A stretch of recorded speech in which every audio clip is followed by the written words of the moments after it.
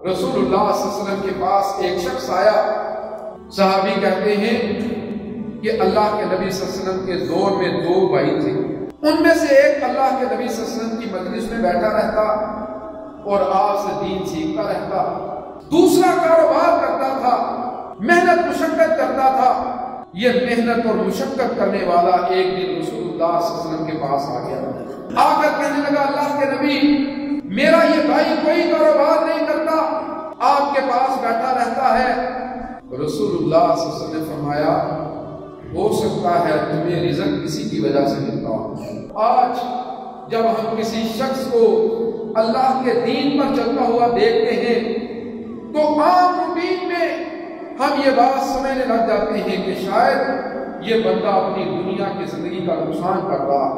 ہم اسے مختلف طرح کے جملے بولتے ہیں، تو زندگی کے اندر کیسا کرے گا، تو زندگی میں کیسے جیے گا، تیرے مستقبل کا کیا بنے گا. حالانکہ اس بندے کو دیکھ کر مجھے اور آپ کو اپنے مستقبل کی فکر کرنی چاہیے کہ میرا اور آپ کا مستقبل کیا ہوگا.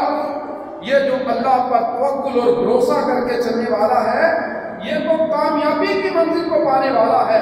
تو جب یہ بندہ شکایت کر رہا تھا رسول اللہ صلی اللہ علیہ وسلم نے اسے کہا ہو سکتا ہے تجھے رزق کسی کی وجہ سے ملتا ہو.